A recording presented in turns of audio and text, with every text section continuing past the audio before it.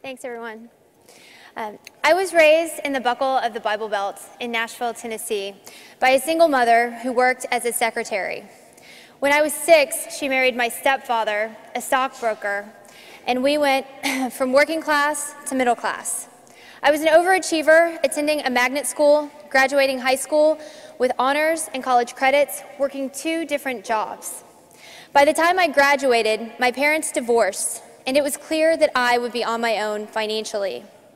I eventually moved to New York. To get state residency, I attended community college downtown, and on my way to class on September 11th, I witnessed firsthand the attacks on the World Trade Center.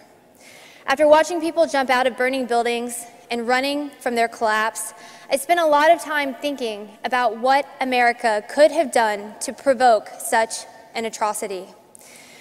This experience fundamentally changed my understanding of the negative impact of American capitalism abroad. I had grown up in the 80s, a child of capitalism with an unwavering faith in entrepreneurialism. Ayn Rand had been a favorite author, but I appreciated her books as fiction, not reality. Several years later, I found myself at the center of another ground zero, having moved to LA at the onset of the mortgage crisis. I witnessed it firsthand through my boyfriend, whose business catered largely to the subprime mortgage industry. In many ways, I became a poster child for the recession. My boyfriend's business tanked. I had a full-time job as an office administrator, but I picked up a second job cocktailing on the weekends. After taking on several new financial obligations, my mother was laid off and looked for work for 3 years, moving to 4 different states. During the holidays, she worked at Target, but still didn't earn enough to go off of unemployment. She had a heart attack, and she didn't have health insurance. Doctors at a walk-in clinic forced her to go to a private hospital, where she quickly ran up a $25,000 bill. She was slowly losing everything, and there was nothing that I could do to help her. In 2009, I was laid off, and I went back to school full-time to complement my bachelor's in business degree with an associate's in fashion design. I worked 2 different part-time jobs, but like my mother, still didn't make enough money to go off of unemployment. Eventually, I found a full-time bar gig, but business was slow. At one point, I had 3 different part-time jobs, and even then was scraping by. All of this while going to school full-time, 6 days a week. The American dream seems like an impossibility now. I grew up with the promise that if you went to college and got a degree, any degree, you'd be set. But the 2008 financial crisis exposed that the game is rigged. The hope for justice on Wall Street evaporated as bankers escaped prosecution.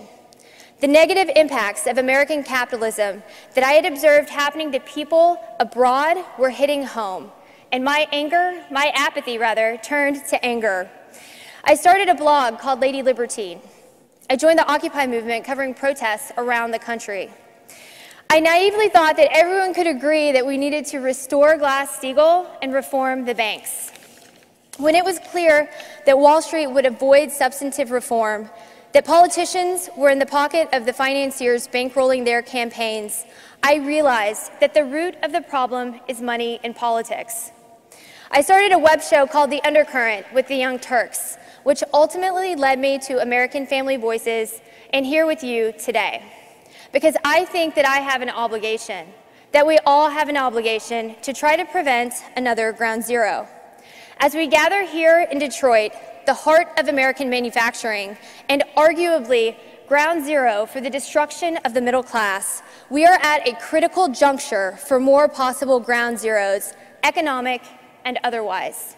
Both the Keystone XL pipeline and the Trans-Pacific Partnership have been shelved until after the midterms. But you can be sure that if Republicans retake the Senate, that these issues will skew in favor of the corporate agenda, with catastrophic consequences for us all. At AFE, we are creating written, graphic, and video content to change the conversation to one of economic populism. Videos like the Trady Bunch, to educate people about the TPP and the ever-expanding powers of corporations. Prioritizing corporate profits over people, deregulating across industries, shredding the social safety net, altering the climate past the point of no return. We know the root of all of these problems. Now we must be bold and get money out. Thank you.